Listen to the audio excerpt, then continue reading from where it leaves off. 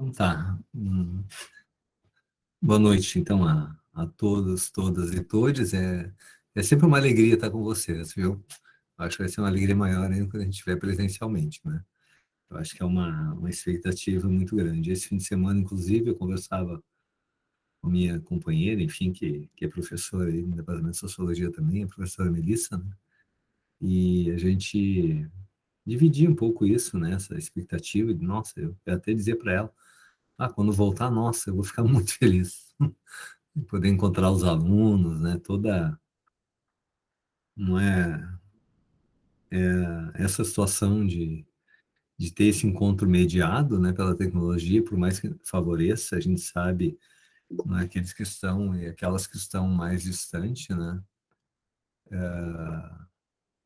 impede que a gente tenha aquela proximidade, né, quer dizer, aquele impacto do imediato quando tu fala alguma coisa e mira o semblante, não é o rosto, a testa, não é o trejeitos, ou como diria o próprio Bourdieu, né, a ex corporal da criatura, né, para ver, sentir e perceber a reação. Né? Então, isso não tem como substituir, né? Não há interação virtual, no meu juízo, posso estar enganado, que substitua a relação face a face. Não é? Bom, então, para quem está chegando agora, chegou um pouquinho depois, nós estamos pensando num encontro presencial, tá? Eu vou colocar depois ali no grupo do Whats duas datas possíveis, aí a gente vai verificando, né, qual é a preferência, tá? Mas já antecipo que seria possivelmente ou dia 5 ou dia 12 de março. Claro que essas datas não são, assim, imovíveis, né, ou incontestáveis, tá? A gente pode, se não houver, vamos supor que o dia 19 seja melhor para muita gente, a gente muda, mas eu acho que 5 ou 12, vamos dizer, eu acho que tendo dessa perspectiva de que quanto mais cedo, melhor, tá? Então, dizendo isso, né, ainda que eu saiba que algumas de vocês, ou alguns, um ou outro, esteja mais distante do que Canoas, né, Gabriel? A Ana, por exemplo, cadê a Ana? Tá por aqui? Tô aqui, em Erechim. Sim, isso, né? Então, mas aí fica, assim, claro, o convite, Ana, dentro das suas possibilidades de vir matar saudade aqui de Porto Alegre. Né? Faz, Sim, eu vou ver. faz uma programação cultural já vem, já vai no museu, já vai Já no... marcamos a reunião do PIBID no bar da Profitânia. Ótimo, ótimo, já emendamos, né? Emenda É, tudo numa semana que a Ana aparece em tudo. ótimo, perfeito, adorei a ideia, adorei a ideia. Não tem eu me lembrei, uma vez eu organizei uma atividade formativa com professores de uma escola, eram em torno de 50 professoras, e fizemos uma oficina de cartografia social aqui na Escola de Engenharia da URGS, e no turno inverso, nós deixamos na pastinha uma série de sugestões para o consumo cultural das professoras, né? Elas pudessem visitar museus ou enfim, ou ir no cinema, ou aproveitar lá o gasômetro. Quer dizer, tinha várias dicas culturais, assim, para os professores. Haja visto que os docentes têm uma relação com o mundo da cultura muito empobrecida, tá? E não é eu que estou dizendo, não é uma leitura superficial, isso é resultado de pesquisas também. Da mesma forma que a sua formação inicial não privilegia, não é, a dimensão cultural e ou a dimensão artística, tá?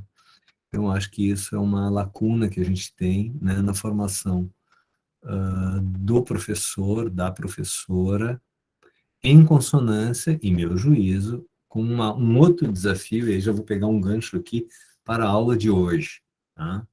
Que é a formação política do educador e do professor, e da professora e da educadora, tá?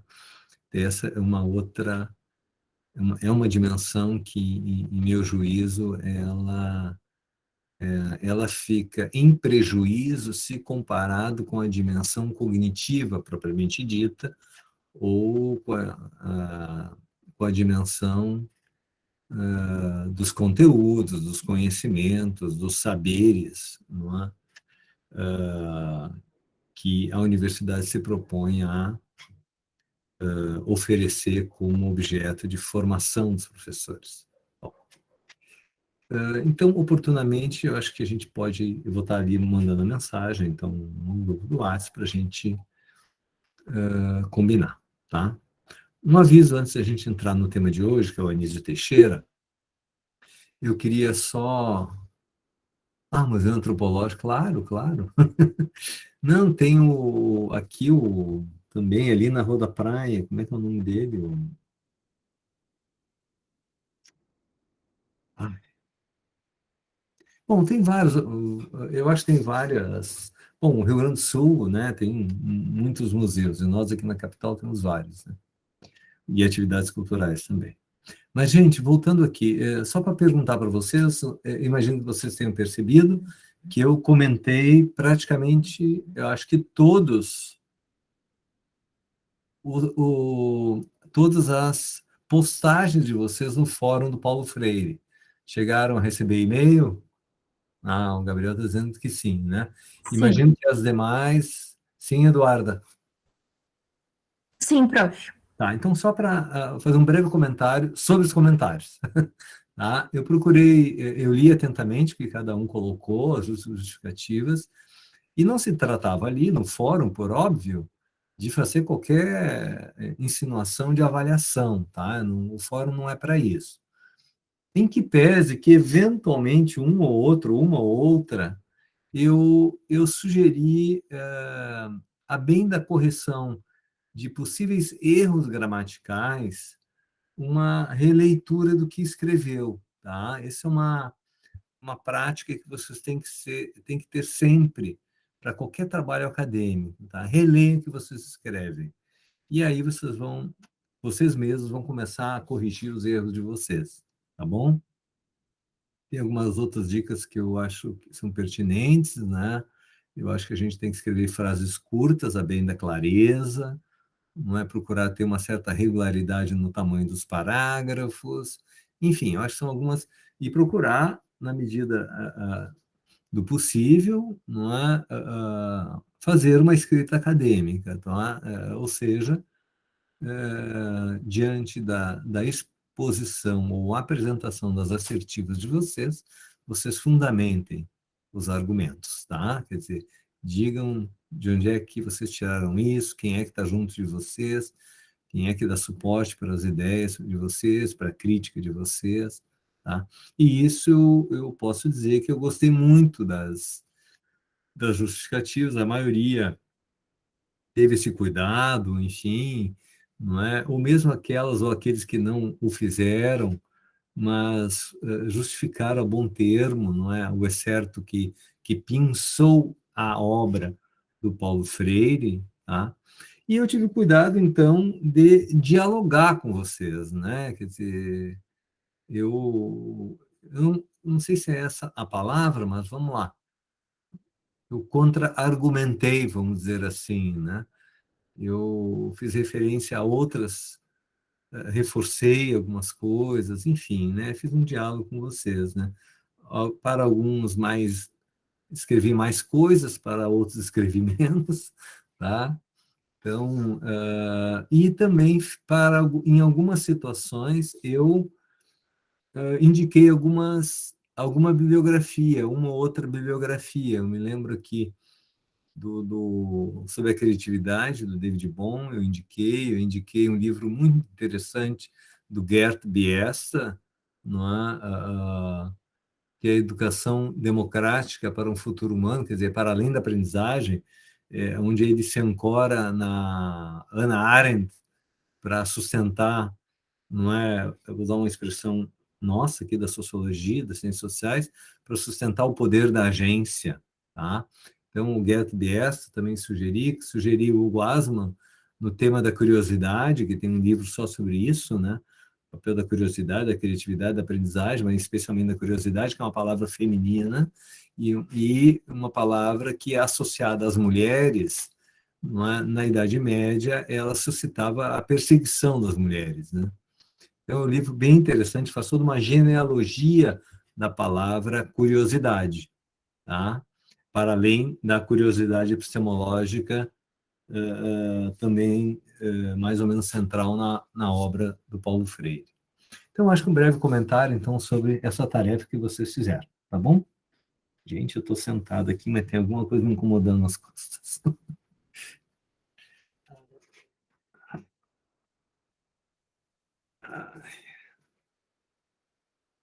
Deu. Deu. Bom, tudo bem até aqui? Seguimos? Então tá. Eu pedi para vocês selecionar, não sei se todos puderam, conseguiram, quero aqui me penitenciar, não é? Acabei indicando essa tarefa hoje no início da tarde, eu deveria ter feito antes, vocês me perdoem. Trata-se desse desafio que eu fiz a vocês de selecionarem imagens, não é? Referentes a 4 categorias, né? Democracia, arte, cultura e ciência. Né? Então, vocês teriam que selecionar essas imagens e que ficasse a postos aí para vocês, porque vocês vão ser requisitados em relação a essas imagens. Tá? Então, sobre o Anísio Teixeira, eu acho que agora a gente já pode entrar no tema, não é? Ele que foi um dos autores que influenciou, não é, Paulo Freire, né? Que não foi o único, mas eu fiz questão de colocar os 3 meninos, não é? O Paulo Freire, o Anísio Teixeira e o Florestan Fernandes já no início da disciplina, não é? Para a gente não correr o risco de chegar no final lá e acabar não ter tempo, ou não conseguir dar uma olhada com mais acuidade, né? E, inclusive, em detrimento de uma certa sequência lógica, né? Se a gente fosse pegar um marco temporal, não é? A gente deveria ver lá o Durkheim e vir vindo, né? Gramsci, assim, enfim, até chegar ao Paulo Freire, o mesmo Anísio, o Florestan, um pouco depois. Mas eu preferi situar os nossos meninos aí em função da proximidade contextual, tá? Eu acho que é importante ter, não é, a contribuição desses autores para a compreensão dessa relação de educação e sociedade, de escola e sociedade. E nesses termos, não é que se situa aqui a importância e a relevância do trabalho do Anísio Teixeira. Eu queria breve, eu vou fazer algo muito telegráfico aqui, comentar um pouco sobre a vida dele.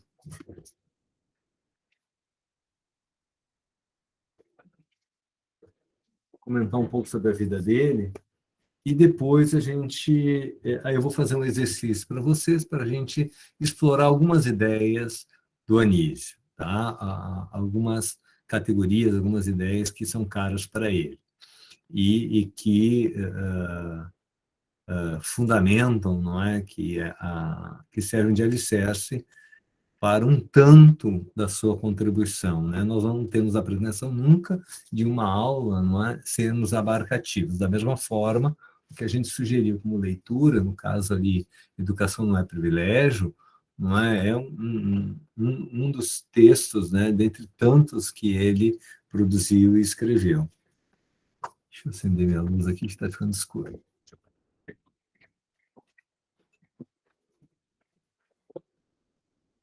Bom, pode ser assim, gente? Tudo bem?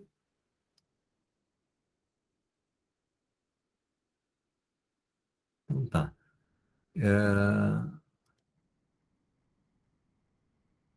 Bom, eu dizer que o Anísio Teixeira, não é?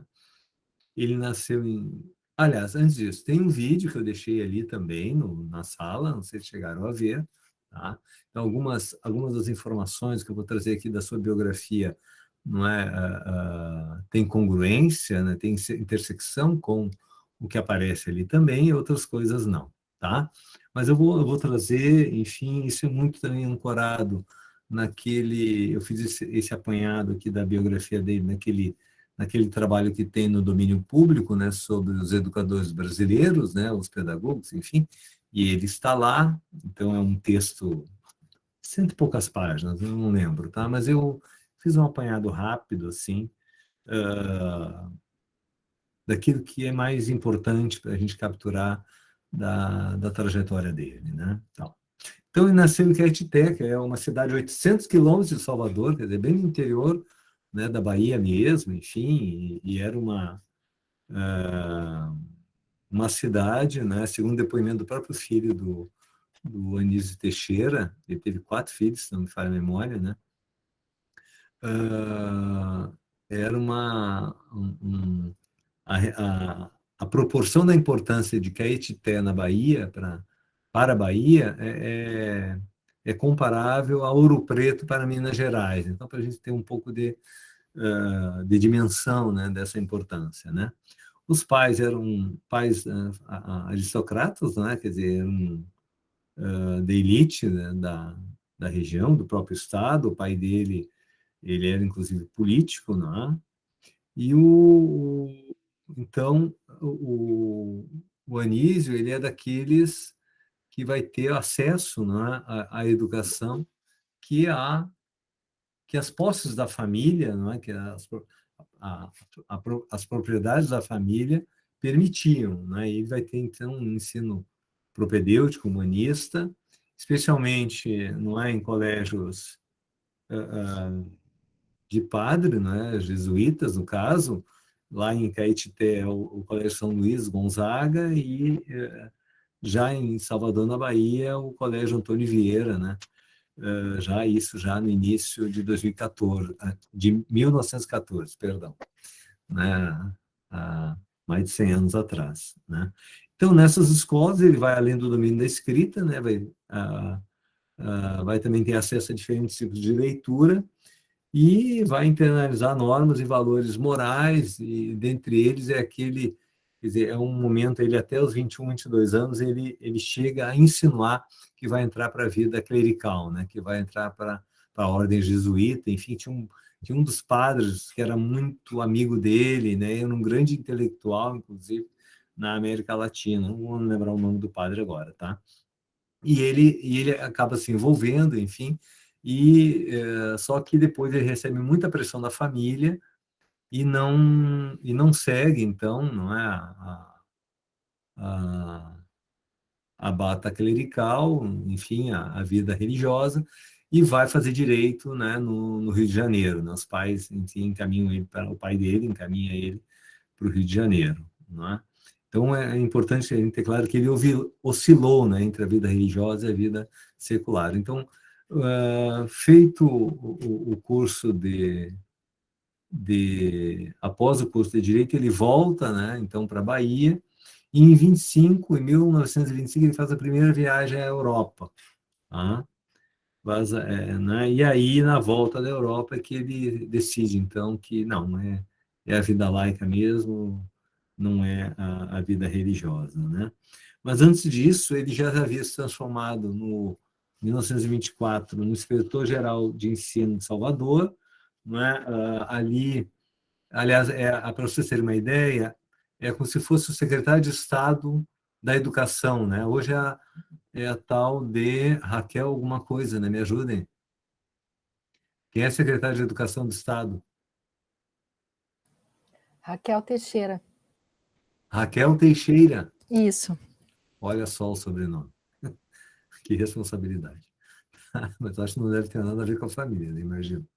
Obrigado, Carla. Então, então aí ele vai ter o primeiro contato, então, né, com a questão da educação. E esse cargo foi quase que no caso, era o Calmon, né, que era o governador da Bahia, tinha uma dívida política, enfim, lá com o pai dele, acabou oferecendo, então, esse emprego, entre aspas, essa ocupação, entre aspas, para o Anísio, né? E foi, então, a partir desse contato com a educação, né, que ele se envolve com a educação para nunca mais deixar, né, para nunca mais largar, não é, essa relação com a educação. E ele fica, o Anísio, não é, e aí ele vai ler uma primeira obra, né, que é oferecida para ele ler, para se envolver um tema, é do Homer Boise, que é Métodos Americanos de Educação. E ali já tinha também uma dimensão, uma preocupação muito interessante com a experiência de vida dos alunos.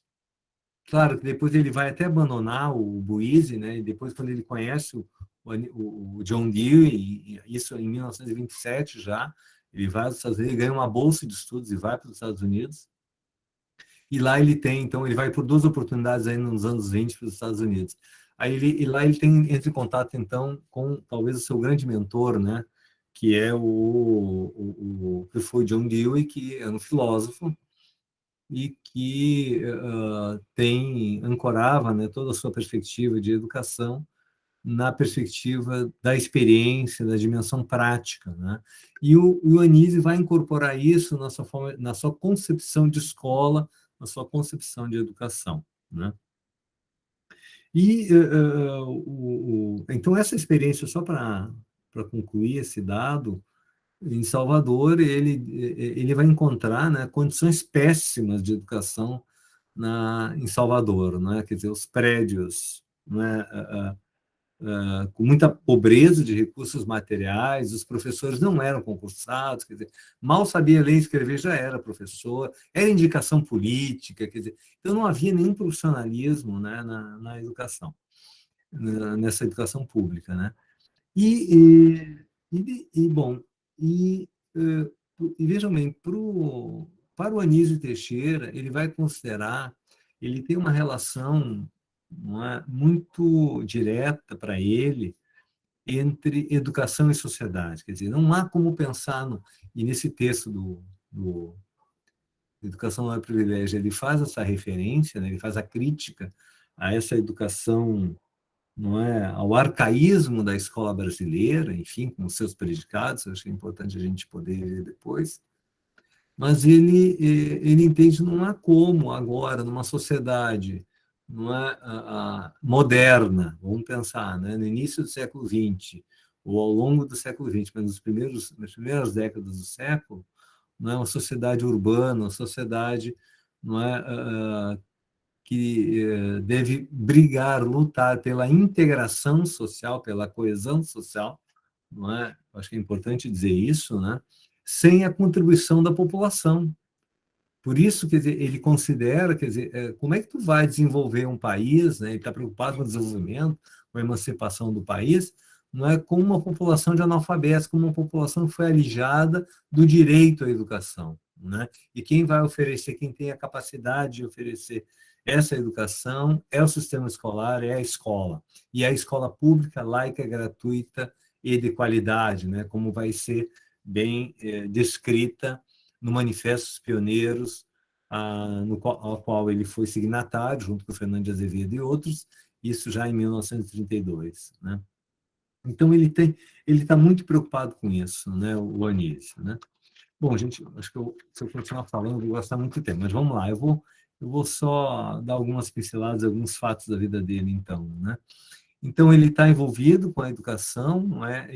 E essa proposta, por exemplo, do manifesto, que está presente no manifesto, isso já em 32, já no governo Vargas, não é?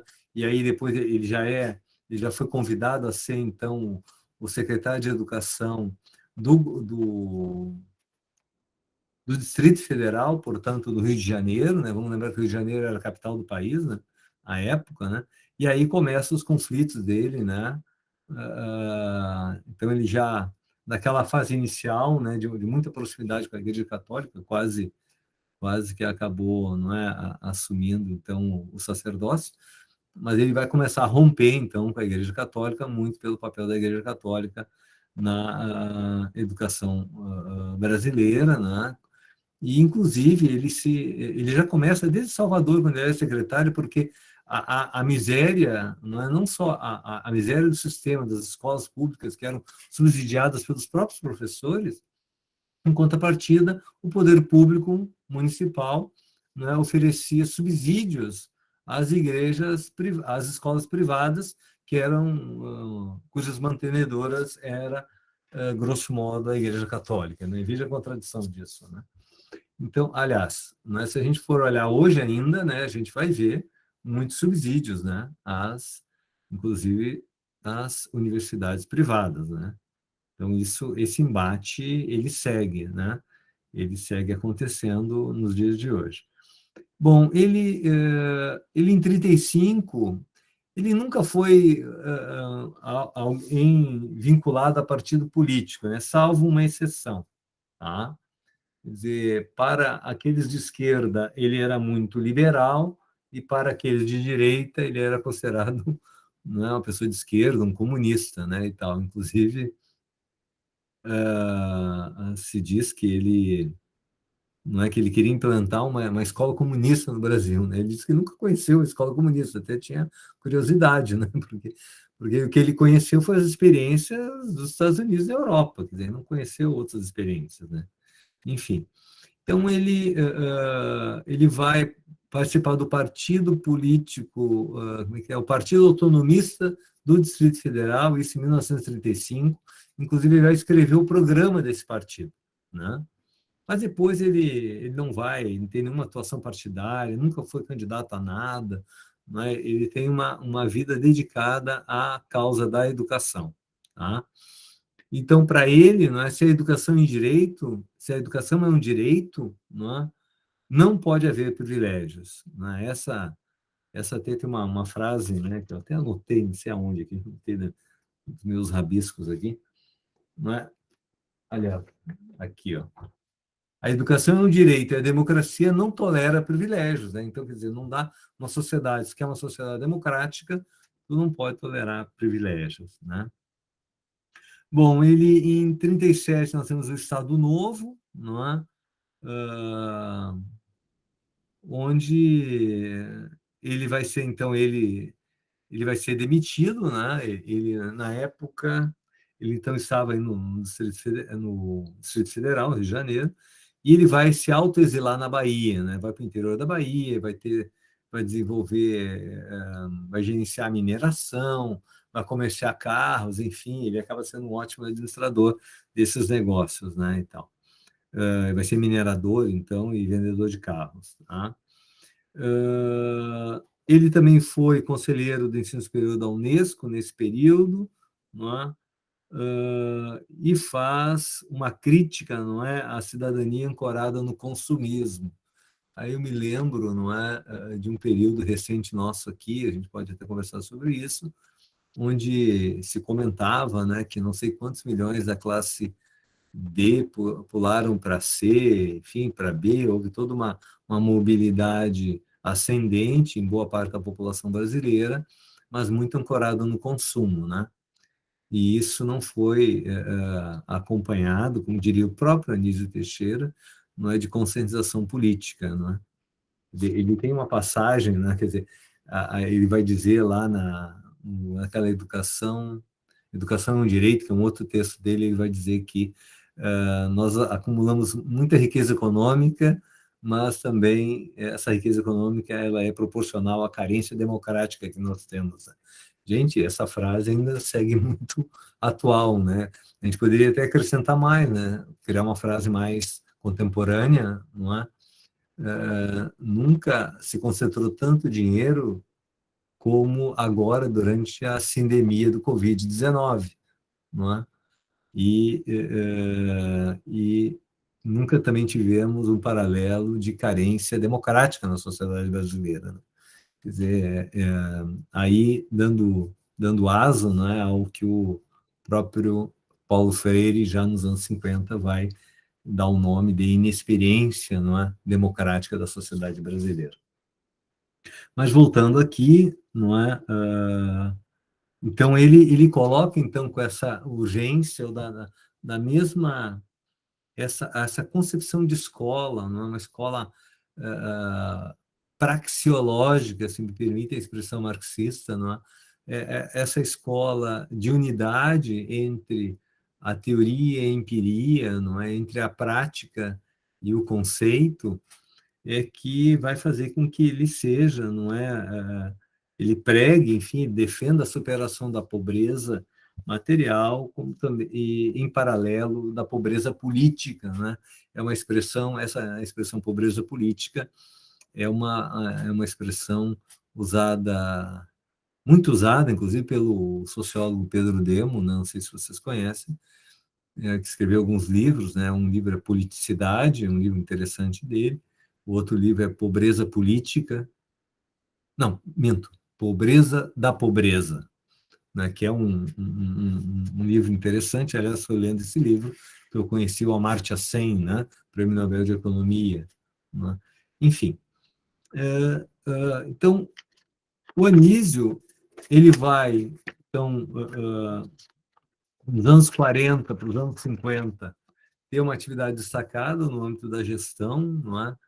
Ele vai, em 52, vai assumir o Centro Brasileiro de Pesquisas Educacionais, não é? O INEP, né? Que inclusive leva o nome dele hoje, né? O INEP, aliás, é o INEP, né? É. O Instituto Nacional de Pesquisas Educacionais, Anísio Teixeira, vai trabalhar na CAPES, no INEP, ele vai ficar no INEP, eu acho, de 52 a 64, são 12 anos então, de gestão, né? E vai trabalhar também na CAPES, tá? E vai pensar ali, né, os centros regionais de pesquisas educacionais, né? Eu acho que é importante dizer isso, né?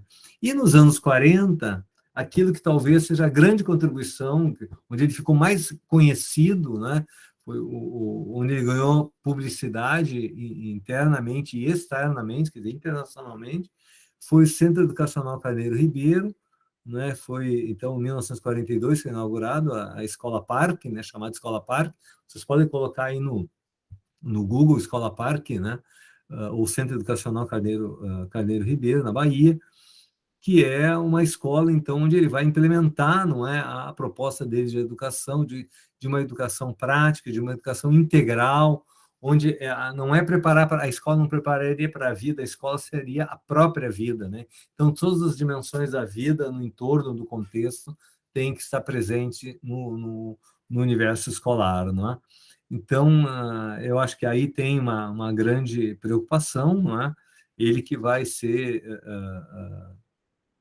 vai poder construir essa experiência a partir do cargo que ele ocupa de secretário de Educação no então governo Otávio Mangabeira, na Bahia. Tá? Bom, em 64 vem o golpe, ele deixa, né, ele sai do Brasil, vai para os Estados Unidos, fica 2 anos, lá ele vai lecionar na Colômbia, na Universidade de Colômbia e também em Nova York. Teve um ano, inclusive, que ele retorna para lá para receber um prêmio, né, acho que foi logo após 64, não minto, o prêmio foi em 63, em 63. Não é? Bom, mas e depois ele retorna em 66 para o Brasil, e em 71 ele vai concorrer, não é, à Academia Brasileira de Letras, não é? Ele é indicado à Academia Brasileira de Letras e ele está prestes a assumir quando eu não me lembro agora, acho que é início do ano, acho que é em março, por aí, ele desaparece, né? Ele fica 3 dias desaparecido e encontram ele morto no poço de um elevador de um prédio no Rio de Janeiro, tá? Há uma grande suspeita, aí tem um livro que eu li, eu achei muito interessante, Breve História da Vida e Morte de Anísio Teixeira, do João Augusto de Lima Rocha, onde ele sustenta, não é, que a queda no fosso elevador foi uma farsa e, na verdade, ele teria sido assassinado pela ditadura, tá? Então, inclusive, esse caso foi investigado pela Comissão da Verdade e tudo mais, tá? Então, teve uma morte prematura, com 71 anos, né? Ele poderia dar mais contribuições ainda, em meu juízo, né? Bom, eu acho que vou ficar por aqui no que diz respeito à sua biografia, né, de uma forma muito telegráfica, como eu disse para vocês, não quero gastar muito tempo com isso, né? Tá? Até aqui tudo bem? Pessoal, dê sinal de vida, tá? Só para saber se vocês estão aí. O Gabriel já disse ok. Eduarda, fala. Não, pode falar, Eduarda. Fica à vontade. Prof, eu estava escrevendo aqui, na verdade, nos comentários do Moodle enquanto eu te ouvia. Uhum. Não, que o teu comentário do trecho que eu escolhi foi muito interessante, porque ele me ajudou a ampliar mesmo a minha compreensão sobre o trecho que eu tinha escolhido, né, do Paulo Freire. Mas, deixa eu ver o que mais que eu vou ter aqui. Se você puder me explicar depois o que seria a ideologia do dom, eu agradeceria, porque eu não cheguei a ler essa parte, ou enfim, este termo no livro, né, que eu estava lendo, Pedagogia da Autonomia. E aí eu coloquei também, deixa eu ver, que eu não tinha mencionado no meu texto essas perguntas tão fundamentais para pensar de onde vem o conhecimento, quais necessidades busca sanar e quais os objetivos. Eu não tinha incorporado na minha reflexão tais questionamentos, mas eles são importantes. E também fiquei curiosa porque tu colocou no comentário sobre o hábitos do Bourdieu, e aí foi muito legal porque tu trouxe várias referências muito interessantes, mas eu acho que é isso, prof. Eu fiquei mais na dúvida mesmo do ideologia do dom. Tá bom, tá bom. Obrigado, Eduarda. Tá, eu vou ser telegráfico, né, nesse tema, tá? A ideologia do dom é uma categoria do próprio Bourdieu, não é?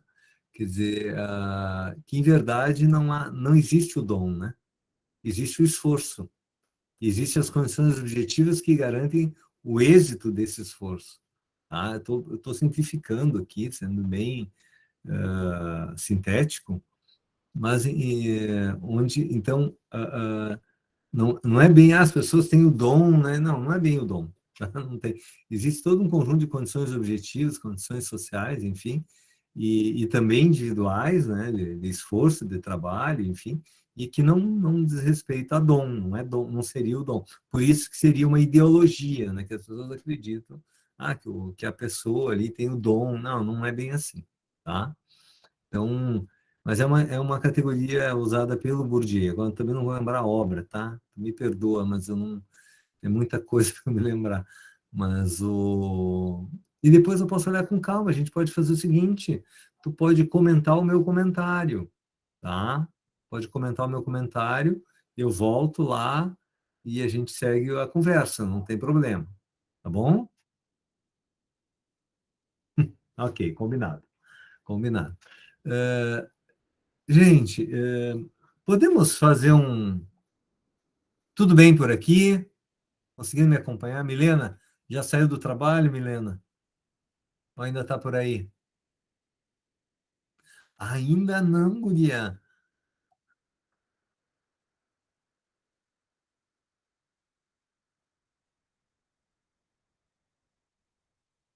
Tá. Mas vai acompanhando a gente aí, tá? Pessoal, eu botei agora. Tá bom, Milena. Eu botei agora aqui no chat um link. Vocês conhecem o Padlet? Sim ou não sim? Digam aí, quem não conhece. Mais ou menos, eu já vi gente usar, mas nunca usei. Tá, vamos usar hoje. Eu não conheço. A Eduarda conhece, já ouviu falar, Alberto, não conhece também, a Marina. Usou lá com a Melissa, ok. A Ana conhece, muito bem. Então, quem conhece vai ajudar quem não conhece, tá bom? Sem problema. Gente, eu vou colocar aqui a senha, vocês vão. A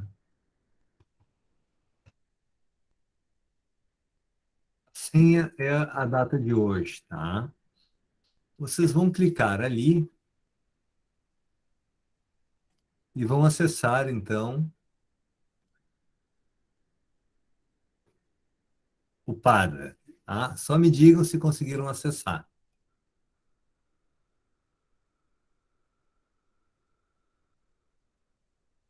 Ok. Acessaram. Então tá. Qualquer dúvida ou dificuldade, né? Me prendem um grito aí que a gente vai vendo. Então aqui vocês vão enxergando aí, não é? 4 caixinhas, não é? Uma primeira diz imagens. Aliás, deixa eu compartilhar a tela, né, gente? Que coisa mais atrapalhada esse professor. Deixa eu compartilhar a tela aqui. Deixa eu ver se é uma guia ou é uma janela. Acho que é uma janela. Não, é uma guia.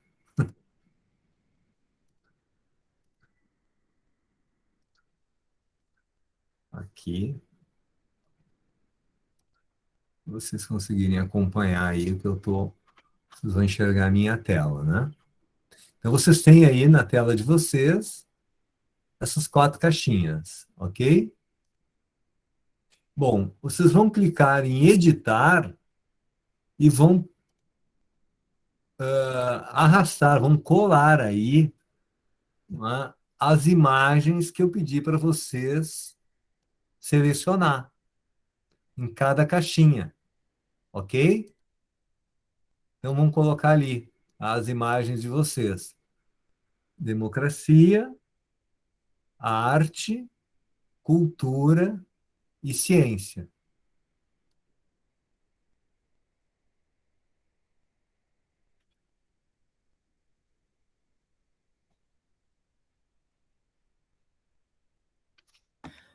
Prof, só para não fazer errado, quando eu fui soltar ali, eu coloco dentro, tipo, a imagem da cultura. Aham. Eu ponho ali. Tá, vou tentar botar. Se der algum erro, perdão, Brasil. Dá o erro, não tem problema. Vai em editar e aí tem lá, ó, como é que se diz? Deixa eu ver onde é que está aqui. Nos 3 pontinhos, se vocês clicarem nos 3 pontinhos, vocês podem fazer o upload ali. Upload ali, O tá? prof, o meu, quando eu clico em 3 pontos, ele não abre essa mesma coisa que tu. O meu, ele só abre. Não. Acho que tu tem que dar permissão pra gente. Vamos lá, vou voltar lá, vamos ver.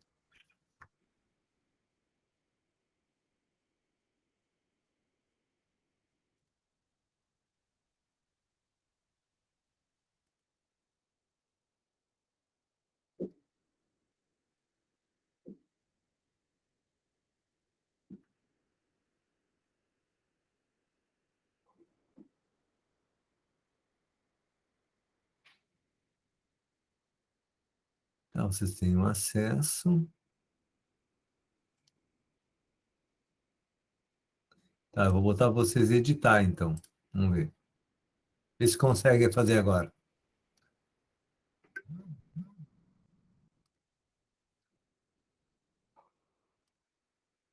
E aí, Gabriel?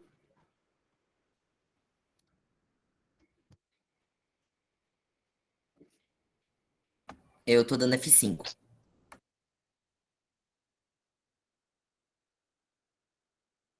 Ó, quem é que colocou ali o Toniolo? Foi tu, Gabriel? Não, eu tô entrando de novo. Gabriel, Foi o Alberto, tá, ok. Vão colocando as imagens de vocês aí.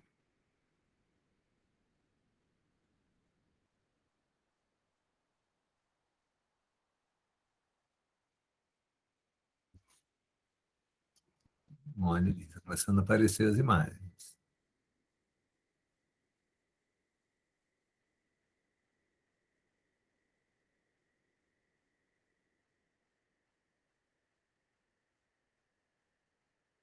Eu não tenho muita experiência com isso também, tá? Já vou dizer. Eu já usei semestre passado, outro retrasado, mas a gente usa, às vezes, não usa muito, e aí se esquece, né? Como é que mexe. Ô, prof, o meu diz quando eu ponho, tipo, ali no de arte, dá substituir anexo. Então, acho que se a gente tentar botar mais de um, vai tirar o do colega. Não acredito, sério? Aham.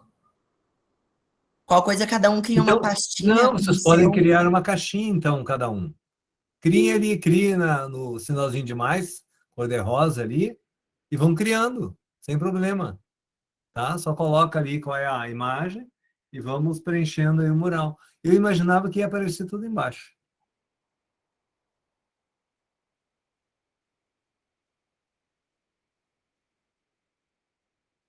Deixa eu tentar colocar aqui também.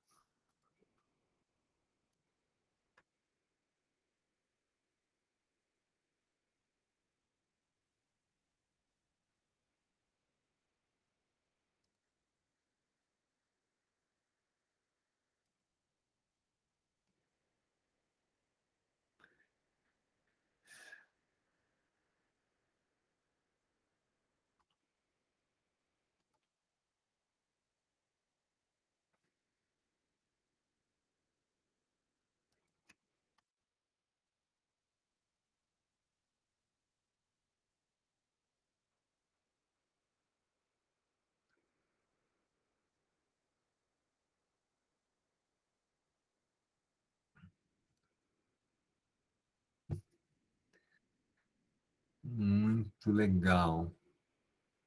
Muito legal. Ótimo.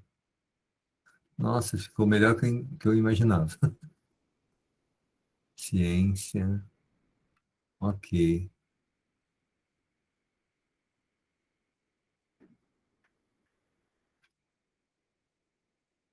Nossa, agora ficou um mural mesmo, né? Até uma obra de arte. Uma obra coletiva aqui. Tá ótimo. Ah, o do Champ aqui.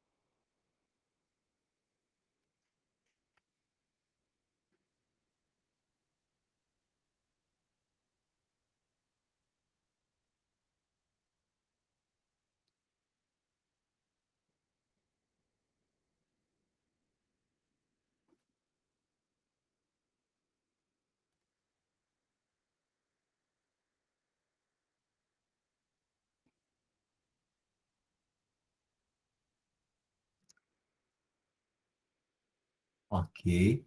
Como é que estamos? Alguém não conseguiu ainda fazer?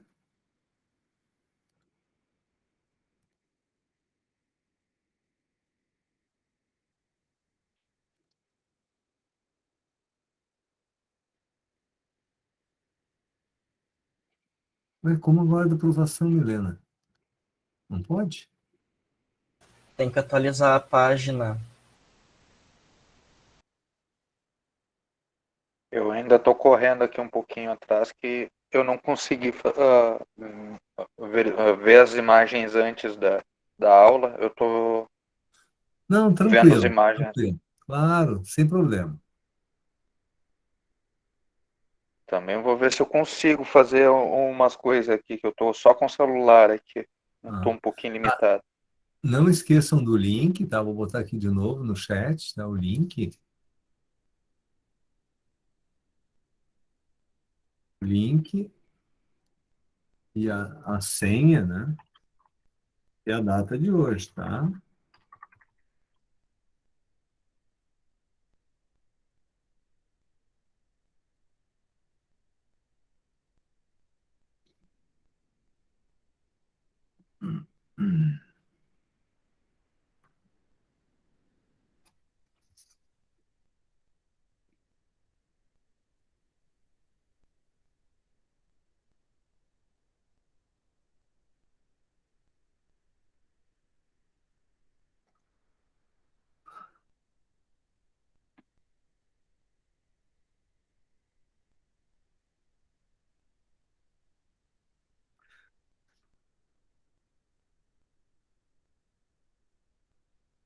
Ok, Milena, vou ficar na torcida aqui, que dê tudo certo, aí tu consiga participar.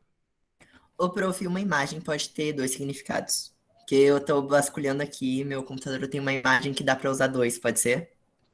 Pode, inclusive eu vou desafiar vocês a falar sobre essas imagens, tá?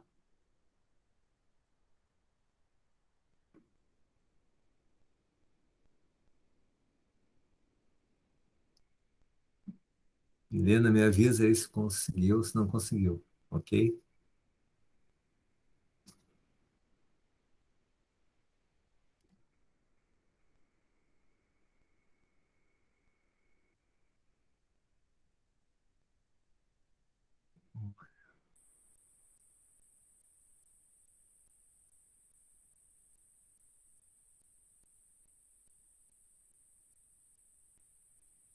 Amei esse daqui.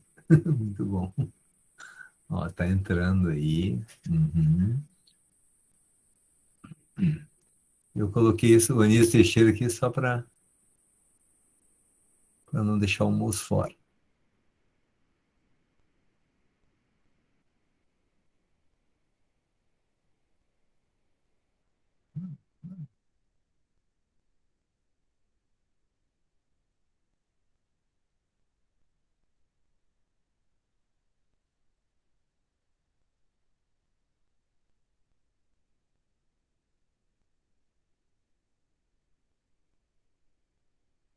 Al- Alguém mais ainda não conseguiu fazer? Ainda, ok. Obrigado, Milena. Todo mundo conseguiu fazer, então? É isso? Então tá, eu queria.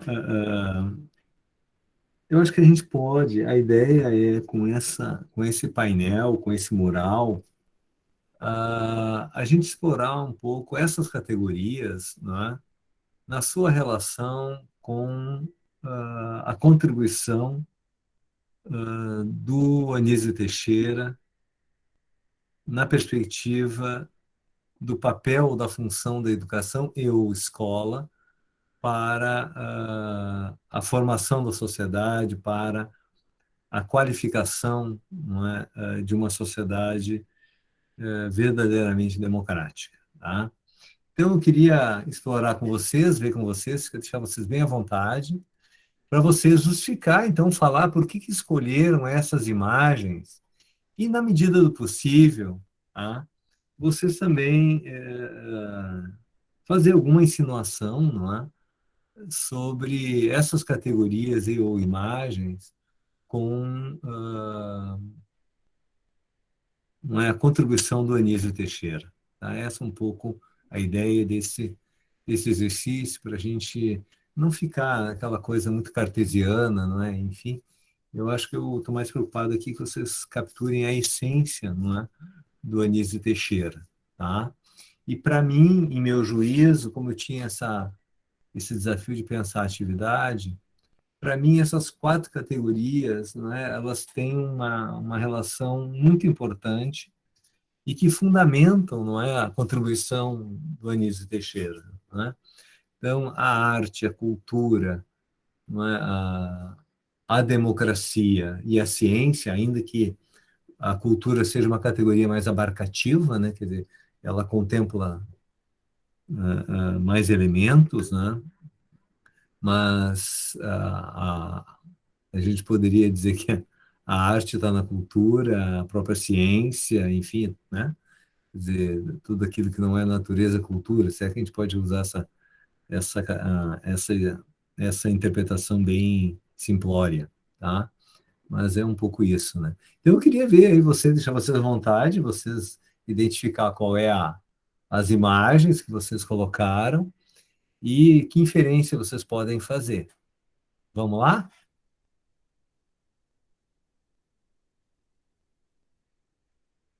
Vou dar uma passada bem devagar aqui agora, vocês dão uma olhada, não é? O que nós temos por aí. Tem alguém entrando na sala? Não, né? Eu acho que o Beto quer. Ele levantou a mão. Ele levantou a mão. Beto, por favor, pode falar. Era para começar, eu peguei das imagens sobre democracia, eu acho que se liga muito com o que o Anísio Teixeira fala. Eu botei uma das primeiras imagens ali, é uma foto da primeira ocupação do que viria a se chamar o MST, que é ali do lado do quadro da Tarsila, onde tem os agricultores. Esse aqui? Isso. Ótimo. Que é uma foto dos anos 70 da ocupação da Fazenda Nônia na Encruzilhada Natalina. Que é basicamente o alvorecer assim, do movimento moderno, da luta pela terra no país.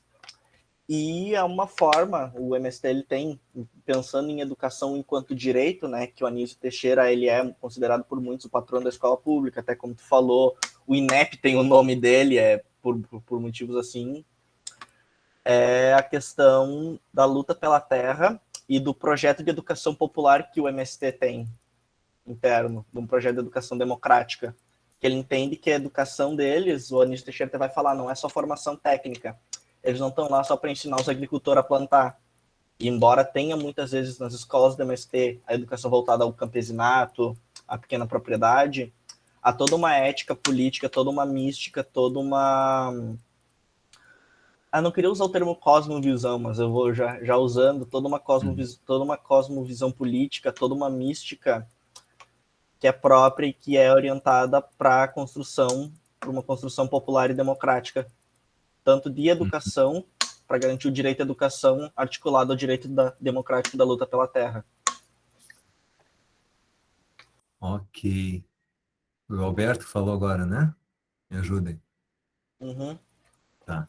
Obrigado, Alberto. Alguém quer comentar o que o Alberto trouxe ou já engatar e apresentar uma outra imagem?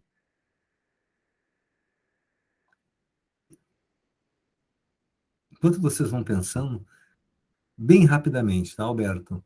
Não, eu queria, primeiro, não é, eu acho que a gente pode dizer, na perspectiva do Anísio, a escola pública, ela está ali para formar, então, na democracia, pela democracia e com a democracia, para a sociedade democrática, né? Quer dizer, não há, na visão do Anísio, não há como, não é, tu desenvolver a sociedade democrática se a população não for ensinada, não é, como praticar a democracia. E a escola teria esse papel, não é? Aliás, me lembrei também essa obra que eu citei inicialmente, do Gert Biesta, não é? Ele vai se perguntar algumas questões, né? Quer dizer, para ele, a questão central é em que medida se pratica, se socializa a democracia no ambiente escolar, se vive democracia no ambiente escolar, não é? Quer dizer, uma sociedade como a nossa, né, com tamanha dificuldade de lidar com a diferença, com a diversidade, com a multiplicidade de perspectivas e de modos de ser, não é, de etos de vida. Então, a escola cumpriria esse papel na visão do Anísio Teixeira, não é? Essa escola seria uma escola de democracia também, né? Mas não só, né? Tem outras categorias aqui, não é só a democracia, tem outras também. Quem mais vai?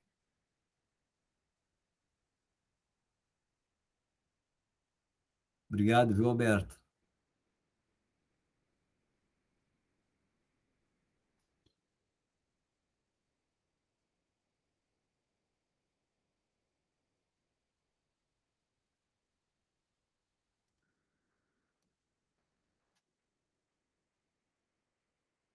Aliás, tem uma expressão do próprio Anísio, né, onde ele vai dizer aqui que cultura é o que nos fazem, né? A arte é o que fazemos. E a educação é a natureza que se faz arte, né? Então, é interessante, né? Isso é uma passagem do livro aquele de filosofia da educação, né? É Pequena Introdução à Filosofia da Educação, que é uma obra dele. Quem levantou a mão? Alberto, por favor. Se ninguém vai falar agora com essa tua frase, eu podia até introduzir outras as imagens de arte que eu botei. Eu botei 2 imagens de arte. Eu botei a fonte do Sean e o grafite não, a pichação do Toniolo. Aqui. E tu acabou de dizer aí que arte é o que a gente faz. Quando tu pensou, eu vou ser sincero, quando tu falou, escolha uma imagem de arte para botar aí, eu pensei, todo mundo vai botar um quadro do museu, um grafite bonito, uma foto bonita, alguma coisa bonita que se encaixe muito nessa definição museologística de arte. Muito dessa arte de museu e tal. Não que ela não seja arte, não é isso. Daí eu pensei, não, eu vou criticar isso daí, né? Porque o que tu acabou de dizer, a arte é o que a gente faz. O que o Toniolo faz é arte. Ele é o grande pichador aqui de Porto Alegre. Eu conheci ele agora que eu me mudei para cá, vendo os adesivos para lá e para cá no centro e tal. Daí eu dei uma lida sobre a história dele, da pichação na ditadura militar após ter sido aposentado compulsoriamente e tal. Uma história assim, história muito, muito louca, assim. E justamente eu quis trazer ela justamente para romper, né? A arte é o que a gente faz, a arte é a expressão humana.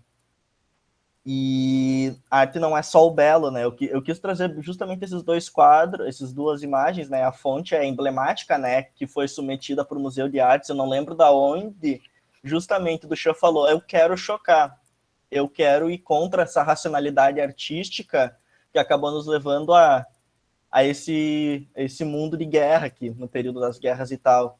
Então, essa questão da arte enquanto o que a humanidade faz, eu acho que essas 2 imagens simbolizam bem, né? Que a arte não é só o belo, não é só aquilo que se convencionou a chamar de belo. Ou melhor dizendo, não é a arte, não é só a arte consagrada, não é? Isso. Tá? Dizer que a arte não é só o belo, porque uma pichação, eu acho uma pichação feia, mas não vou dizer que não é arte.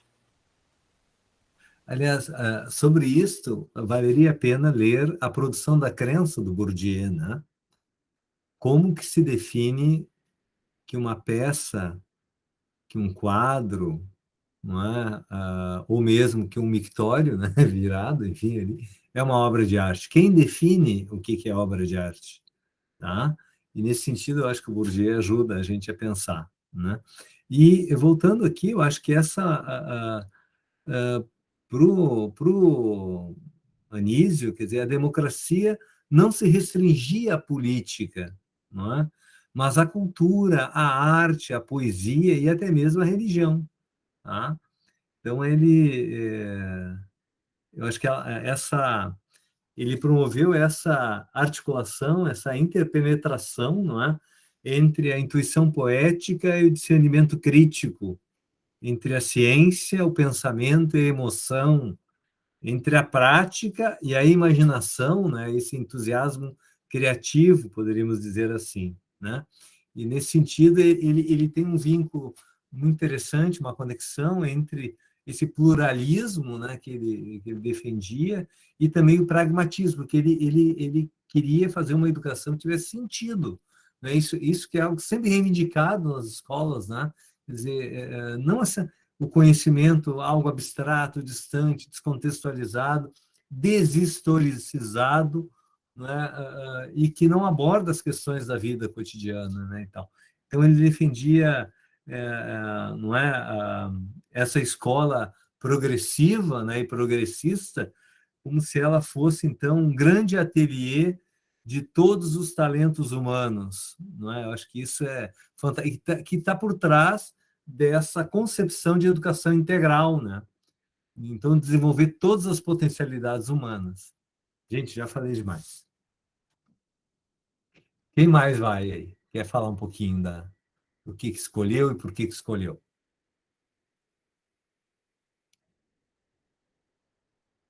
Estou aqui rolando.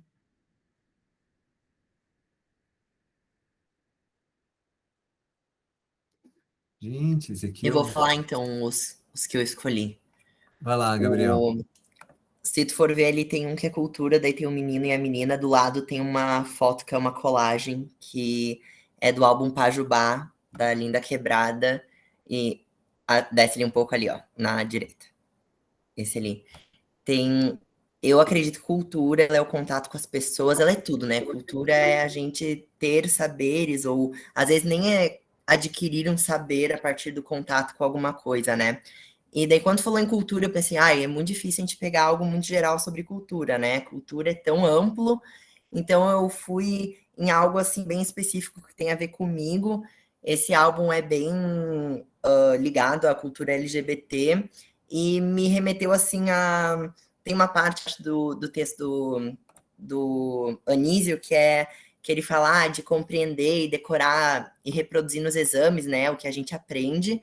E daí eu lembrei assim, a escola é um ambiente que, teoricamente, a gente tem que ter contato com várias culturas, vários saberes, e no Enem de 2019 teve uma questão sobre Pajubá, que vem, acho que, do Tupi, mas daí acabou que a galera LGBT se apropria dos termos, né, para fazer um próprio vocabulário da comunidade. E as pessoas, principalmente os conservadores, ficaram muito chocados com aquela questão, e daí eu entrei assim num pensamento meio enquanto eu li o texto, daí tu falou da imagem, eu pensei na cultura de como a escola também tem esse dever de nos ensinar sobre outras culturas, né, respeitar elas, mas tem pessoas que não conseguem fazer isso. E essa imagem me marcou muito minha adolescência, esse álbum. Então eu botei ele em cultura porque tem muito a ver comigo e também tem a ver com, né, uma coisa que caiu no Enem. Então tá na boca do povo. Uhum. Eu também escolhi ali A Morte do Marat, sabe, o quadro. Aqui.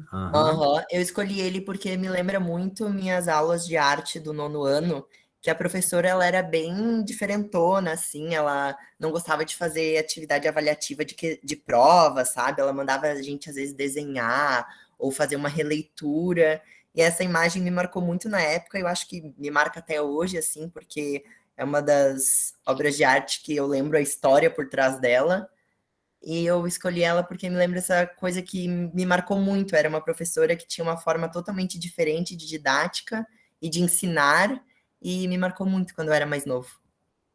Uhum. Dois comentários breves em cima dos seus comentários, né? Essa da primeira imagem, né, que tu, enfim, da comunidade LGBTQIA+, tem uma dimensão do espírito democrático defendido pelo Anísio, não é? Que ele vai dizer, não é, que o sentimento de fraternidade tem que ser tão amplo dentro da escola, não é? Que jamais se pudessem querer cada qual a sua vitória, sem que a vitória também fosse do seu próximo, né? Acho que isso é uma perspectiva bem interessante, né, nesse sentido, né? Dessa preocupação com o outro, independente de quem é um outro, né? Enfim, dos seus predicados, da sua vida, seu ethos de vida e tudo mais. E essa outra da professora, né, que tu comentas, né? Tem uma passagem do Anísio também, naquele Introdução à Filosofia da Educação, naquele livro, onde ele vai dizer, não é?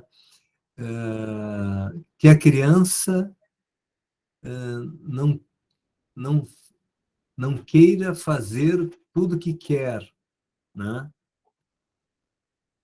Mas tudo... deixa eu me lembrar, é uma expressão que eu não me lembro direito como é. Que as crianças não façam tudo o que quiserem, mas queiram tudo o que fazem, né? As que desejem fazer tudo o que estão fazendo, né? Isso me remete um pouco a esse comentário dessa professora, que não mais alternativa, né? E às vezes eu me pergunto se essas práticas alternativas, se esse modo não é alternativo, ele ocupa uma posição periférica no campo da educação, não é? E que a gente desenvolve uma luta tremenda, uma grande luta, não é? Eu acho que um desafio, né, de transformar essa perspectiva alternativa em algo corriqueiro, não é? A semelhança de por que a disposição das classes não são em círculo e, eventualmente, o alternativo é uma classe atrás da outra. Não sei se entende o que eu quero dizer. o que seria, em termos gramscianos, da disputa pela hegemonia, não é?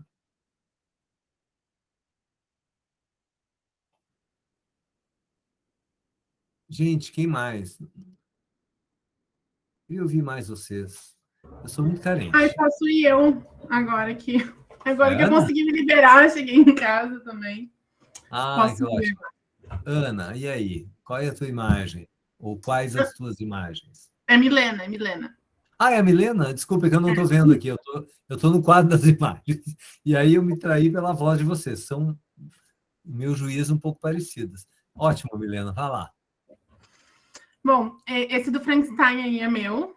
Ai, que Eu legal. coloquei da ciência. E acho porque eu fiquei pensando muito, assim, queria colocar uma coisa com vários recortes, porque acho que ciência é um termo extremamente abrangente, né? A gente pode... Claro, claro. Pensa em ciências, às vezes, vinculados só a tubos de ensaio, né? Essas coisas, assim, mais biológicas, né? Mais químicas. Mas ciência é muito mais do que isso. Então, eu optei por colocar o Frankenstein, porque ele em si já é um símbolo de ciência, né?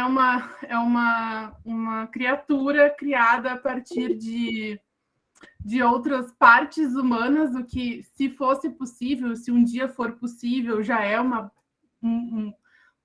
ciência, né?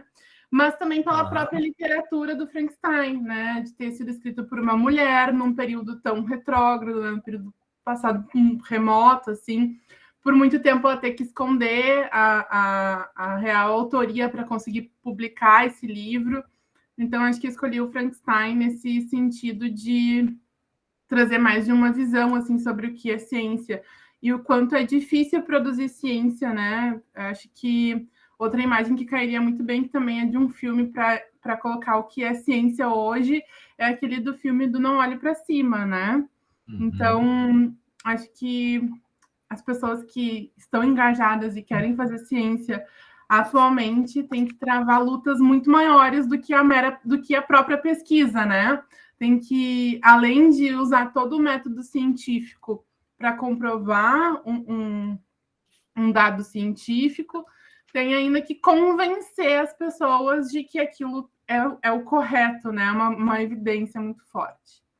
Então, eu coloquei o Frankenstein mais nesse sentido, assim, por toda a mitologia, por toda a circunstância da escrita da obra, e pela obra em si mesmo, né? Pela história em si. Aquela menina ali que tá com a voz, com a boca aberta, saindo umas coisinhas de democracia também é minha, porque eu acho que democracia é todos termos voz. Acho que isso simboliza um pouco do que é democracia, assim, a gente poder a qualquer momento... Óbvio, né? Não vou dar uma de monarca, obviamente, né? Respeitando os limites, né? Do bom senso, né? Da dignidade da vida dos outros. Mas eu acho que a gente ter a possibilidade de nos colocarmos em todos os espaços, em todos os momentos, de uma forma digna, né? Então, para mim, democracia é ter voz, assim. É mesmo tu estando dentro de um grupo em que está longe de ser a maioria, né? Que é uma minoria uma minoria bem pequena, meio redundante, mas, enfim, acredito que vocês tenham entendido. Mesmo estando dentro de uma minoria pouco expressiva, ainda assim ter voz, para mim, isso é democracia. A cultura ali do Big Brother também foi eu que coloquei. Eu tô tocando todas, assim, não sei se a gente tá... Vai, segue, tranquilo. Tá. Sobre a cultura, porque coloquei o Big Brother. Primeiro, uma provocação de que a gente... Houve, né, muita gente dizer que não é assistir o Big Brother é a gente se alienar, é não ter cultura, manda a gente ler livro, né, essas coisas. Só que as pessoas não se tocam que o Big Brother é uma experiência extremamente cultural, né, extremamente sociológica, assim, inclusive antropológica, porque a gente observa tanto as questões de convivência ali, como também de diversos recortes, né? Que vão para o público de uma forma de discussão de coisas que até então eram vistas e são vistas e passam batido, como o debate sobre o machismo, o debate sobre a transfobia, o debate sobre o racismo. E acredito que essas últimas edições do Big Brother, de uma forma acentuada por causa das redes sociais, se tornou um palco para a gente discutir cultura, né? Não só esses atravessamentos e questionamentos estruturantes preconceituosos, como o machismo, o racismo, a LGBTfobia, enfim, todos esses recortes, mas também a questão regional, né? A gente viu um caso muito forte de xenofobia, a gente que aqui no Rio Grande do Sul às vezes não é tão presente, mas quando a gente analisa o eixo ali São Paulo, Rio de Janeiro, em comparação aos estados do Norte e Nordeste, é muito mais forte, né? E a própria questão não é bem sotaque, mas da fala, né? Eu lembro do episódio no ano passado que teve com o Gil, que ele falou basculho, né? Que é uma coisa que, tipo, aqui a gente não sabia o que era basculho, né? A não ser uma pessoa que realmente seja da região e que utiliza essa palavra que vai saber. Então, acho que Big Brother, sim, é um tipo de cultura, evidencia muito, de forma extremada, o que a gente vive diariamente na nossa sociedade, extremamente hierarquizada, extremamente patriarcal, extremamente colonial, racista, enfim, LGBTfóbica. E acho que a exposição dessas vivências de forma exponenciada dentro do Big Brother nos possibilita parar e ver o que é uma cultura boa, digamos assim, né? Longe de fazer bom e mal, mas o que é uma cultura preconceituosa, o que é uma cultura que a gente tem que reafirmar, o que a gente tem que preservar dentro da nossa sociedade. E, por fim, de arte, eu coloquei um desenho feito pelos Gêmeos, que é aquele... Não, de cima, senhor, pode voltar. Ali, o primeiro à esquerda, no canto, esse mesmo. Que é uma arte dos Gêmeos, que são gêmeos, são dois irmãos gêmeos, artistas. Se eu não me engano, eles são de São Paulo, e eles foram um dos pioneiros que tiveram assim, a inovação de grafitar na rua, grafitar em prédios, enfim. E eles têm muito esse estilo dos homens amarelos, né? Então, eles não sei se grafitar seria o termo certo, mas eles têm vários tipos de arte, não só pintada, mas esculturas também, em exposição dentro de museus, na rua, ao ar livre, em prédios, paredes, enfim. Então, acho que também é completando, acho que foi não lembro quem, o colega anterior que falou do Toniolo, né? Mas acho que é uma coisa para a gente se parar para pensar, inclusive as próprias pichações, né? Esses tempos estava discutindo também com meu namorado sobre se as pichações eram ou não arte, né? É uma manifestação urbana sobre a nossa sociedade. A gente estava discutindo se todas as pichações eram arte ou se tinham algumas que não eram, mas enfim. Acho que essa apropriação dos espaços urbanos é muito forte e vem numa crescente muito forte de exposição artística. E é isso, eu falei demais já. Muito obrigado, Milena. Eduarda. Prof, não sei se tu quer comentar o que a Milena falou. Tu te importa que eu comente rápido? Não, pode ficar tranquilo. Pode comentar. Uhum. Então deixa eu dialogar um pouquinho com a Milena. Eu achei ótimo, Milena, gostei muito. Mas deixa eu dizer assim, a ciência, vou fazer as conexões com o Anísio, tá? Eu não sei se era uma visão idílica do Anísio, mas a função para ele da ciência era oportunizar o acesso imparcial da verdade, né? Então, essa, claro, é uma expressão que ele usou, né, nos textos dele, mas ele vem desse racionalismo científico, não é? Vamos pensar que ele tem uma trajetória, não é? E essa forma de pensar, enfim, influência, né, na primeira metade do século XX. Mas esse é o papel da ciência. Então, ele questionava, inclusive, né, a ciência é muito usada para ganhar dinheiro, né, mas não é utilizada para o benefício das pessoas, que depois, inclusive, foi até incorporado pelo próprio Paulo Freire, né? Aquela imagem do ter voz, né, que tu usaste ali, né, dessa menina aqui, me fez lembrar de uma visita que eu fiz numa escola, na época eu era ainda secretário de Educação, e eu sempre reivindicava, chegava nas escolas, tinha reunião semanal pedagógica, aquela coisa, e a orientação da secretaria é que todos participassem da reunião pedagógica. Inclusive, tinha algumas escolas que até as mães participavam da reunião pedagógica da escola. Mas as merendeiras, o vigia da escola, né, a secretária da escola, participavam das discussões político-pedagógicas da escola, não somente as professoras. E eu cheguei numa escola e a merendeira não estava na reunião, né? Eu disse assim, gente, aí a diretora, não, vamos começar a reunião, mas eu acho que está todo mundo aí.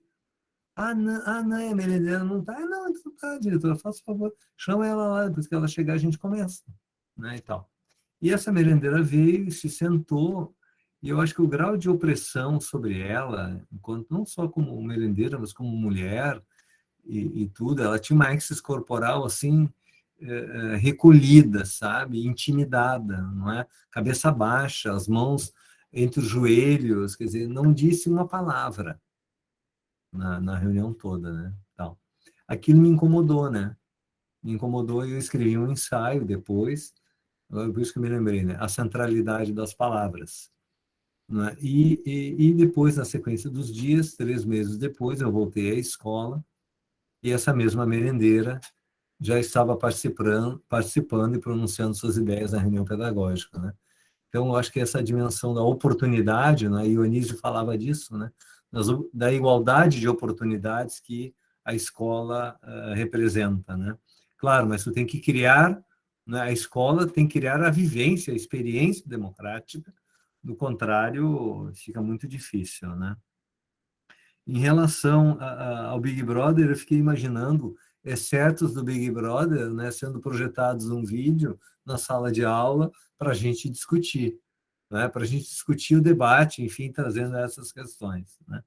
E, por fim, eu acho que os meninos ali, a dupla, né, eu já vi em São Paulo, inclusive, prédios, né, com grafite, enfim, pintados e tal, muito interessante, humaniza o espaço, aliás, né?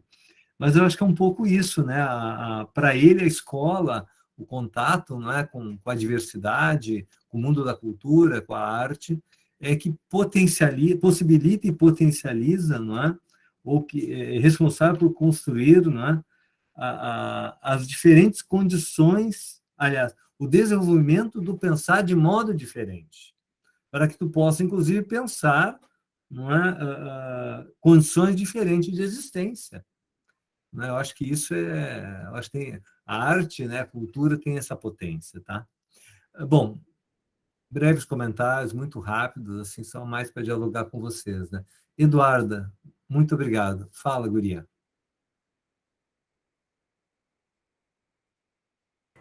Prof, eu estou aqui, desculpa a demora. Eu estava pensando, né, se eu colocasse uma foto, porque eu não conseguia abrir, porque eu estou cheia de abas aqui no meu computador. Mas se eu fosse colocar uma foto, eu acho que eu colocaria alguma imagem das ocupações feitas pelos estudantes em 2016, na parte de democracia. E se eu fosse fazer, então, uma relação dessa imagem com o conceito de escola pública do Anísio Teixeira, eu faria justamente por causa disso, porque eu acho que essa é a organização que se deu, enfim, né, numa ordem nacional de estudantes se apropriando desse espaço de produção de relações sociais, de conhecimento, e pensando sobre a função social da escola, também nos traz muitas inquietações, assim. Eu fiquei pensando, né, sobre a potência da democracia dentro da escola, porque eu tenho uma parente, né, que ela é pedagoga e ela é formada, especializada, na verdade, na tal da pedagogia Waldorf. E ela dava aula, né, ministrava suas aulas para séries infantis, mas acho que eles não trabalham com séries, enfim. Só que é para uma parcela muito específica, né? Porque são escolas bastante caras e para a maior parte das pessoas é inacessível. E ela sempre ficava muito contente, assim, porque ela enfatizava que era uma pedagogia revolucionária, muito diferenciada do modelo pedagógico tradicional, porque elaborava outras formas menos coercitivas de aprendizagem e de saber. Mas o que me, assim, pairava, né, sob forma de interrogação para mim, era esse paradigma do quão libertador é algo que, no fim das contas, às vezes fica restrito, né, a pessoas que têm um poder aquisitivo específico e que, na prática, talvez, nas escolas públicas, em que pensar a educação de uma forma crítica e libertadora, tal qual, por exemplo, propõe o próprio Paulo Freire, seria, de fato, algo importante e talvez transformador, né? Não ficaria confinado a uma classe social específica de pessoas que têm o poder aquisitivo de pagar uma escola bem cara e, ao mesmo tempo, nessa coisa de uma pedagogia alternativa, né? Então, eu acho que a relação foi... Tá, eu dei uma viajada, eu peço desculpas, mas eu acho que foi um pouco isso. Eduarda, aqui na nossa aula pode tudo, tá? Tá bom, prof. Mas era isso, mais ou menos. Tá bom, obrigado. Eu vou comentar daqui a pouco. Marina.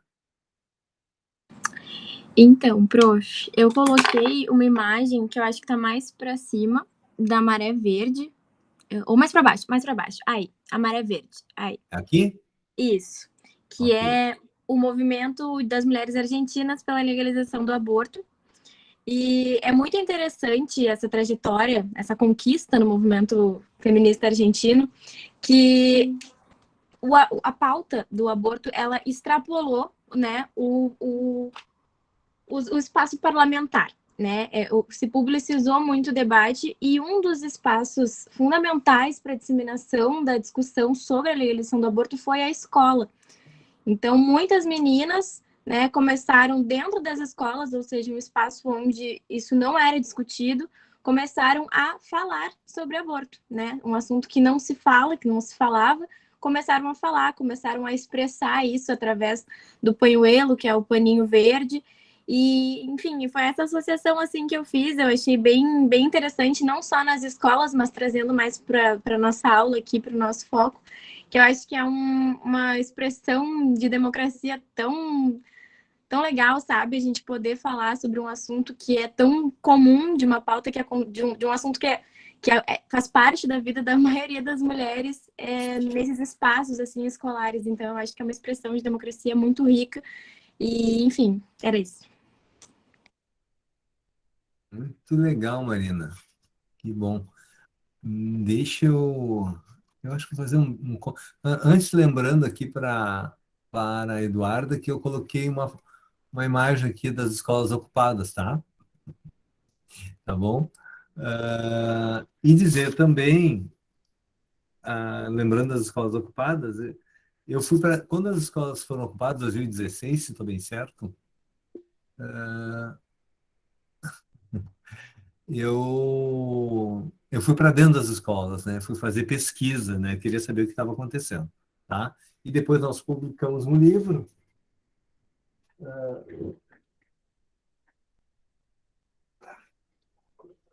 Que é esse aqui, Escolas Ocupadas, né? E, enfim. E foi uma experiência muito enriquecedora, não é?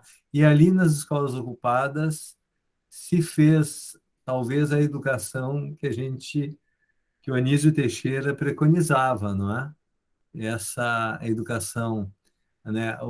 Os temas que eles se envolviam eram temas que eles queriam, que eles tinham interesse. Eles trouxeram gente de fora para fazer formação, né? E eles se envolviam com as questões da escola, da própria manutenção da escola, limpeza, alimentação, segurança, etc. Foi uma experiência de vida dentro da escola. Enfim, eu não vou me estender muito com esse tema, mas eu achei muito, muito oportuno, né? Essa questão, né?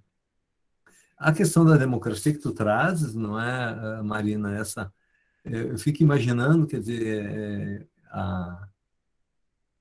essa vinculação, né, entre as discussões internas da escola e os temas de interesse público, né? E aí lembrando, pegando também, complementando um pouco e trazendo um pouco o Anísio, né, para me ajudar, né, nesse comentário, né? Quer dizer, o Anísio pensava que a escola, ou a educação que deveria se oferecer para a população seria uma educação, né, destinada a potencializar no indivíduo, não é, um número cada vez maior, mais amplo, mais enriquecedor, né, de recursos para a sua sociabilidade. Tá? Isso por um lado, né?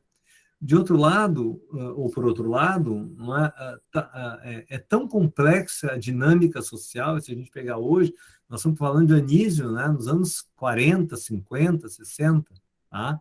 Então, 70 anos atrás, 60 anos atrás ou mais. Então, ele já dizia isso, quer dizer, a conjuntura ou a estrutura social é de uma complexidade tal, não é? Que se nós não a compreendermos, nós vamos ficar à mercê da insegurança provocada pela ignorância, né? Daí a necessidade, então, de uma escola pública, laica, não é? Gratuita e de qualidade, né? Que seria essa qualidade, essa oportunização de um conjunto de ferramentas necessárias para que o indivíduo pudesse compreender a sociedade de modo a diminuir a sua fragilidade diante dela mesma. Tá? Então,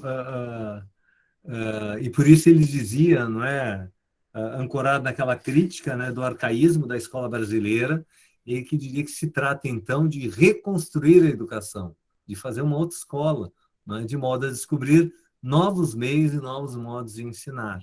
Tá? Então, acho que nessa toada, acho que a gente pode... Ele mesmo dizia ainda, não é?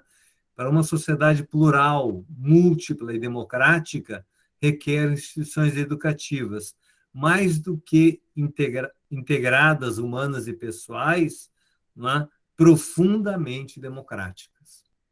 Então, vejam bem, uma sociedade complexa, não é? Multidimensional, com processos ininterruptos, né, de sociabilidade que vão se recriando e criando, enfim, ele defendia, não é, uma educação que aliançasse, então, toda essa riqueza do mundo da cultura, não é, com as propriedades da ciência, tudo isso, não é, construído ou em prática num ambiente democrático, profundamente democrático. E por isso que o Anísio Teixeira, quer dizer, esses autores que sustentam, depois a gente vai ver aqui o Florestan Fernandes, né? O Florestan Fernandes, ele cria quase que uma teoria, não é? E vejam bem, a gente vai ver que o Anísio, o próprio Florestan, vão dizer coisas, não é? Que depois o Bourdieu vai dizer, eles já disseram antes, né? Então, essa questão da desigualdade, que a escola é desigual, não trata da mesma forma, enfim, né? O Bourdieu vai dizer isso, mas aqui já se dizia. Então, essa escola que, né, a denúncia que o Anísio faz, essa escola propedêutica, não é, elitista, escolástica, distante da realidade da população, né? Na verdade, acaba por favorecer e privilegiar, não é, a elite social, né? Os grupos de elite social. Então, eu acho que por isso que ler o Anísio é muito importante, né? Ele tem essa contribuição, especialmente nessa dimensão da democracia, né? De como é que ele vê a escola pública como uma ferramenta, né? Como uma máquina que vem a produzir a democracia, né? Ainda que a gente saiba, quer dizer, nós não podemos cair também no otimismo, né? Quer dizer, não, eu acho hoje, atualmente, não dependeria só da escola, né? Mas se é certo, não é, que a escola não pode fazer tudo, em meu juízo, ela pode fazer muito mais do que ela faz, não é? Eu acho que nessa perspectiva dessa dimensão da sociabilidade democrática, da experimentação da democracia, criar momentos de prática democrática, não é, pedagogicamente pensados, elaborados, projetados para isso, para situações onde as pessoas possam exercitar a democracia, né? Me parece que a escola é um ambiente privilegiado para fazer isso, né? A pergunta é, em que medida essa dimensão, essas questões, ganham um corpo e ganham espaço no currículo das escolas, né? Essa talvez seja a grande questão, né? Desculpe, gente, me alonguei. Quem mais quer falar? Tá, estamos com 8h14. Lembrando, então, que estamos mais perto do fim do que do começo. Tá? Mas fique à vontade ainda, quem não quiser falar, aliás, quem não falou ainda e quiser falar, fique à vontade.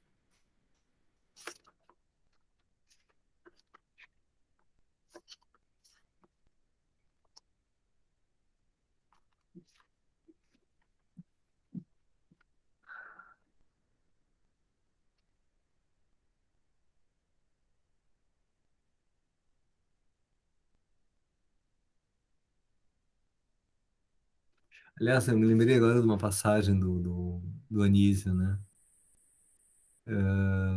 Quer dizer, vejam bem, eu acho que é a conexão entre ciência,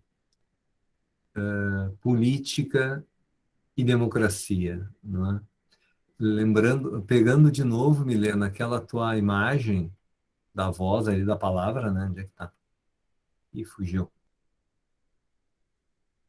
Ah, tá aqui. Mudou de lugar. Não, ela tá aqui, ó. Não é essa. Tem outras aqui, talvez pudessem estar associadas, né? Mas o Anísio Teixeira vai dizer o seguinte, né? De que vale o teu direito à palavra se o que tu tens para dizer ninguém quer ouvir? Não é?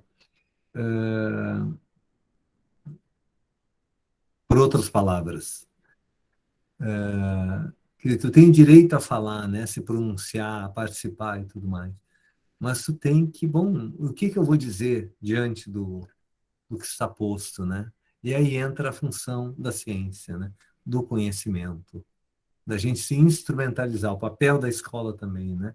É potencializar o desenvolvimento humano, né? De cada um para que ele possa também dar a sua contribuição no desenvolvimento da sociedade, na qualificação do espaço social. Eu acho que isso é uma dimensão importante, né, do Anísio.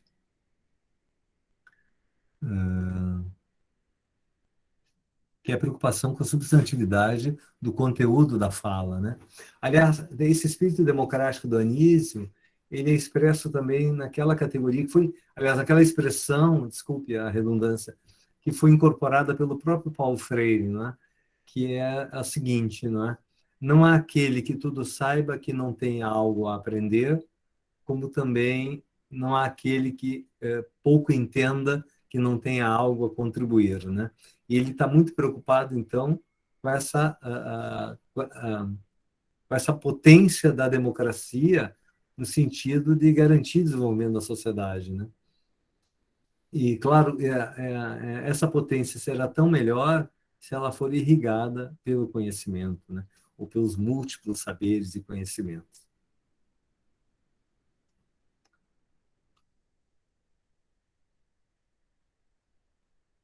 Meninas e meninos, o que vocês acham? Vamos ficando por aqui?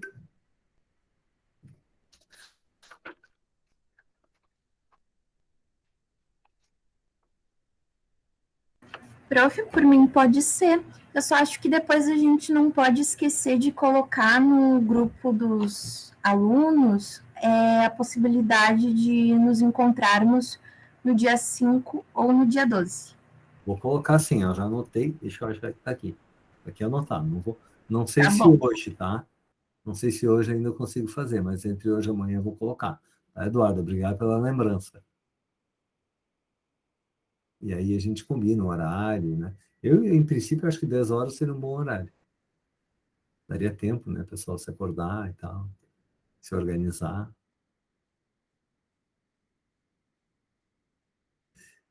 Bom, eu queria concluir, então acho que eu estou concluindo, né? Tem outras tantas coisas que eu poderia falar sobre o Anísio, eu acho que algumas questões mais essenciais, né?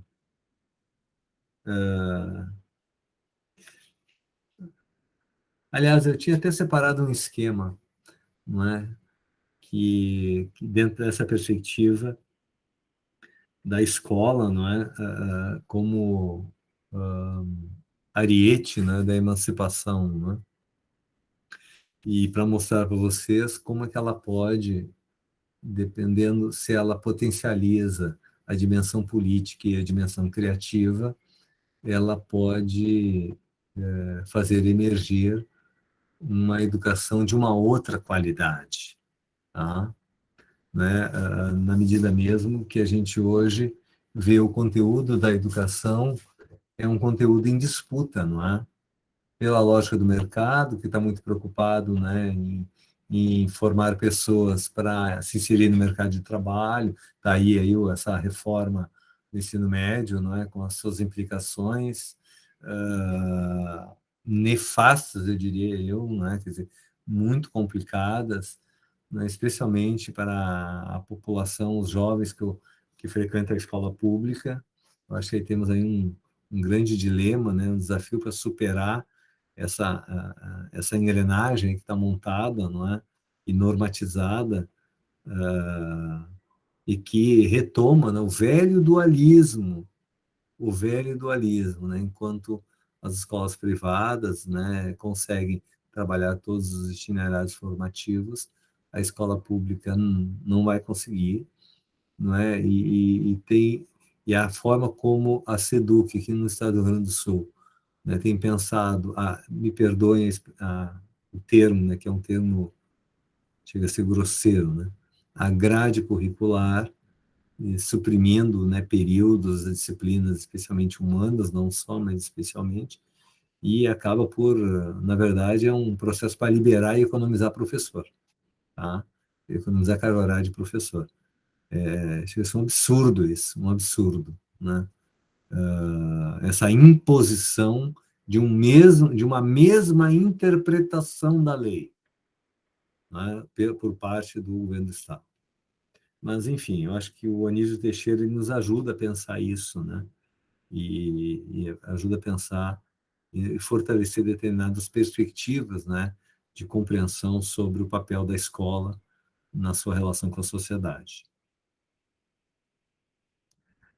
Gente, alguém mais quer colocar ainda, se colocar?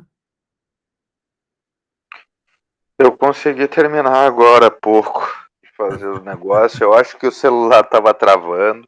Eu estava pensando até em deixar para outro momento. Já estão querendo se despedir aí, então eu não faço objeção nenhuma. Tá bom, Marcelo, mas tu deixou ali as tuas imagens? Deixei as minhas imagens ali, assim, uma imagem. Deixa eu verificar novamente. Uma cabeça com quebra-cabeças ali, um mapa do Brasil com umas mãos levantadas com ferramentas, uma imagem de capoeira e umas mãos coloridas ali. Uhum. Eu até essas mãos coloridas, a da capoeira e a imagem do quebra-cabeças, eu tive que substituir. Eu tinha feito o upload, primeiro mandei para o Drive e depois tentei mandar para esse programa aí que abriu aí para nós, mas eu não consegui, daí eu tive que escolher outras imagens. Mas é isso que eu tenho para apresentar. Tá bom, Marcelo, te agradeço. Então, por agora, a gente pode na Eu que próxima aula, agradeço. sabe? Não, na próxima, acho que não é. Deixa eu olhar aqui se a próxima vai ser assíncrono ou síncrono, né? Já não lembro mais. Deixa eu ver aqui. Já vou dizer para vocês. Deixa eu abrir aqui o Moodle. A próxima é a sexta aula, é hoje, né? A sétima é o Floresta Fernandes, tá? É a aula dia 7 de março, porque a semana que vem é carnaval. É isso, né? Então, semana que vem é carnaval, não teremos aula, se estou bem certo. Então, a outra aula seria dia 7, tá? Então, fica... a gente pode colocar isso aqui de novo, viu, o Marcelo? E tu comentários aí, eu acho que fica legal, né, no início, tá? Tudo bem. Só me lembra, só me lembra. Tá? Isso aqui vai ficar guardado e tudo mais, tá? Tá bom. E eu vou mandar então, gente, só para arrematar disso isso tudo, eu vou então deixar o essa consulta ali no WhatsApp para a gente se encontrar o dia 5 ou dia 12, tá? E fica aqui a minha sugestão, tem várias obras do Anísio, não é? Na internet, tem uma Fundação Anísio Teixeira, vocês vão encontrar também vários artigos lá, esse texto Educação Não é Privilégio tem lá, e outras obras e outros textos dele, tá? Então fica aqui a dica, ok? Tá, então vamos ficar por aqui, agradeço aí a presença de todos e de todas, e de todes, né? Uma boa semana, tá? Um bom descanso, e a gente segue em contato, tá bom? Abração, gente. Tchau, agradeço. Boa noite a todos. Boa noite, boa noite. Boa noite.